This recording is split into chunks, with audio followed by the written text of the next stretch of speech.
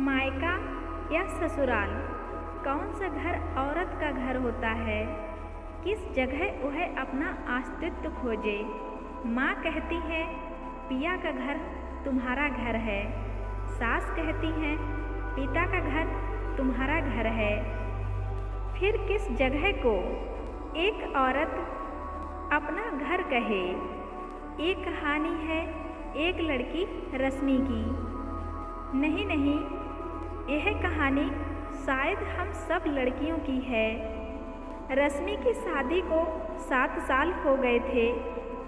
उसके ससुराल में सास ससुर, उसकी ननद राधा और पति अंकित, उसका छोटा सा परिवार होता है। जैसा सभी के यहाँ होता है कि घर के सभी सदस्यों पर माँ का दबदबा रहता है, यहाँ भी घर का माहौल कुछ ऐसा ही है। वैसे दमयंती जी, सासू माँ जी, रश्मि और राधा में कोई भेदभाव नहीं करती थी, लेकिन बहू तो बहू ही रहेगी।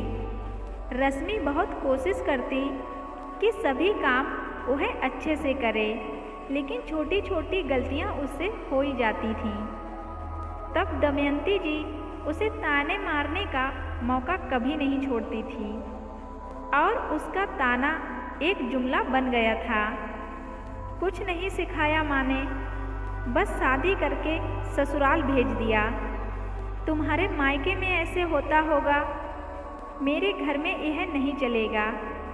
तो उसके ससुर बलराज जी समझाते, अरे भाग्यवान, क्यों उस बेचारी के मायके वालों के पीछे पड़ी रहती हो। कुछ कम ज़्यादा है तो तुम ही सिखा दो। लेकिन दमयंती जी जब अपनी बड़ी बड़ी आँखों से उन्हें घूरती तो चुपचाप मुंह पर उंगली लगा लेते थे। शुरू में रश्मि को बहुत बुरा लगता था जब भी वह अपने पति अंकित से कहती कि मेरी गलती पर माँ जी आराम से भी तो समझा सकती हैं, हमेशा मेरी माँ को बीच में क्यों लेकर आती हैं, और यह तुम्हारे मायके और उनका घर क्यों करती रहती हैं। क्या यह मेरा घर नहीं है।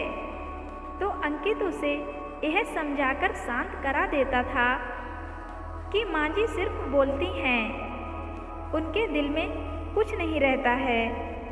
और फिर तुम कोशिश करो कि कोई भी गलती ना हो तो माँ जी कुछ नहीं बोलेंगी। मैं जानबूझकर गलती नहीं करती हूँ। अगर हमेशा आपके ऊपर किसी की नज़र टिकी हो तो गलतियाँ तो होंगी ही। काम करते समय मन और दिमाग शांत और स्वतंत्र होगा तो गलती भी नहीं होगी। यह बात माँ जी क्यों नहीं समझती हैं।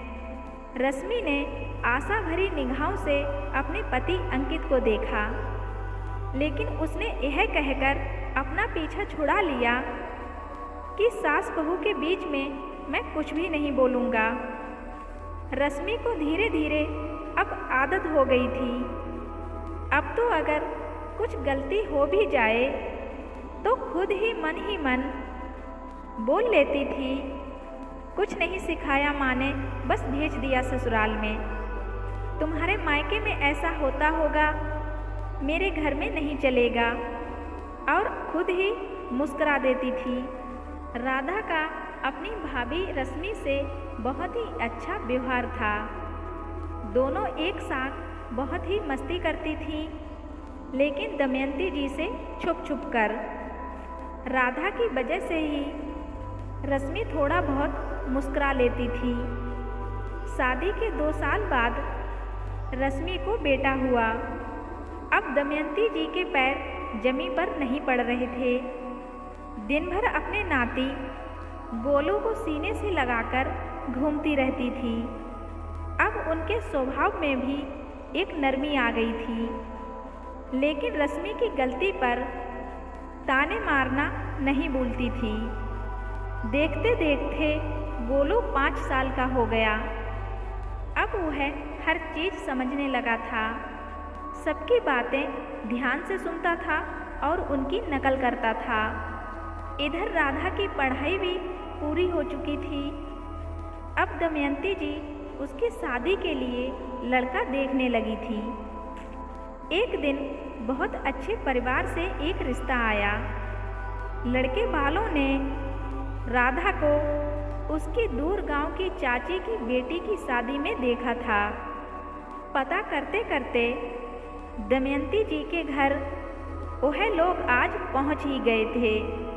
उनका लड़का गगन एक सीए था और कॉरपोरेट कंपनी में जॉब करता था।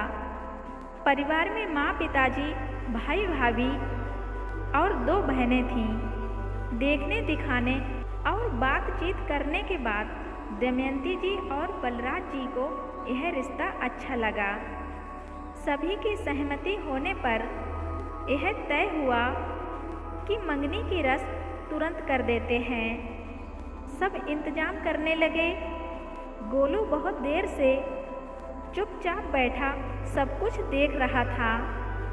तभी राधा की होने वाली सास बबीता जी ने गोलू को अपने पास बुलाया तो गोलू ने उनसे पूछा, आप मेरी बुआ जी की क्या लगती हैं? बेटा, मैं तुम्हारी बुआ की सास लगती हूँ। वो क्या होता है? गोलू ने फिर से पूछा। जैसे आपकी दादी आपकी मम्मी की सास हैं, वैसे ही मैं आपकी बुआ की सास हूँ। अच्छा, तब तो आप भी यही कहोगी मेरी बुआ को कि कुछ नहीं सिखाया तुम्हारी माँ ने, बस ऐसे ही भेज दिया। तुम्हारे मायके में ऐसा होता होगा, मेरे घर में यह सब नहीं चलेगा। मेरी बुआ की गलती पर आप ऐसे ही बोलोगी। गोलू अपनी दादी दमयंती जी की नकल करके बताने लगा। गोलू की बातें सुनकर वहाँ सन्नाटा छा गया। दमयंती जी के चेहरे से अब हंसी गायब हो गई थी। तो दमयंती जी ने तुरंत गोलू को अपने पास खींचते हुए कहा, अरे यह तो बच्चा है, मजाक कर रहा है, मैं ऐसा कुछ नहीं कहती हूँ। तो बबीता जी ने बीच में ही उनकी बात काटते हुए कहा, माफ़ कीजिएगा, जिस घर में बहू की इज्जत नहीं होती है उस घर की बेटी को हम अपने घर की बहू नहीं बना सकते हैं। बच्चे सच का आईना होते हैं और वह वही करते हैं या वही बोलते हैं जो वह देखते हैं। मायका बेटी का घर होता है जहाँ वह जन्म लेकर खुशियाँ बिखेरती है और उन्हीं खुशियों की खुशबू से एक बहू बनकर ससुराल को महकाती है। दोनों ही जगह उनके लिए मंदिर है। हर जगह वह अपनी एक खास जगह बना लेती है। तो बात को बिगड़ते देखते हुए रश्मि हाथ जोड़कर बोली, आंटी जी प्लीज़ एक बार मेरी बात सुन लीजिए। यह सच है कि मांझी मुझे मेरी गलती पर बोलती हैं, लेकिन उनके दिल में कुछ भी ऐसा नहीं रहता है। मुझे कभी भी किसी भी चीज़ की कोई पाबंदी नहीं है। वह बहुत अच्छी सास हैं, बस मैं ही उनकी कसौटी पर खरी नहीं उतर पाई। मुझे यहाँ ससुराल में कोई भी तकलीफ़ नहीं है। मैं यहाँ पर बहुत खुश हूँ और हमेशा यही चाहूँगी कि हमेशा यही मेरी सास बने। कृपया करके आप यह रिश्ता मत तोड़िए और राधा को अपने घर की बहू बना लीजिए। रश्मि की बातें सुनकर दमयंती जी बहुत मीठे सुर में बोली, बहू मुझे माफ़ कर दे। मैंने कभी सोचा ही नहीं कि मेरे तानों से तुम्हें कितनी तकलीफ़ होती होगी।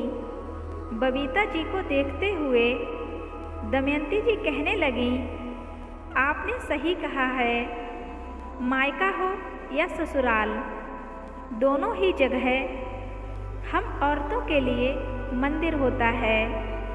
फिर हम क्यों अपनी ही बेटी बहू को यह सोचने पर मजबूर कर देते हैं कि उनका घर कौन सा है। आपसे विनती है कि मेरी बेटी को अपने घर की बहू बना लीजिए। तो बबीता जी बोली, फिर से गलत कहा आपने दमयंती जी, मैं उसे अपने घर की नहीं बल्कि उसी के घर ले जाने आई हूँ। हमें यह रिश्ता स्वीकार है। बबीता जी ने आगे बढ़कर अपनी होने वाली बहू राधा को गले से लगा लिया। यह बातें सुनकर आज दमयंती जी ने भी अपनी बहू रश्मि को खुशी से गले लगा लिया और बोली, बहू राधा को उसके घर भेजने की तैयारी करते हैं, मंगनी की अंगूठी ले आओ। तो बचपन से ही हम बेटियों को सिखाते हैं कि अपने घर ससुराल जाना तब यह कर लेना, वहाँ घूमने चली जाना, ऐसे रहना।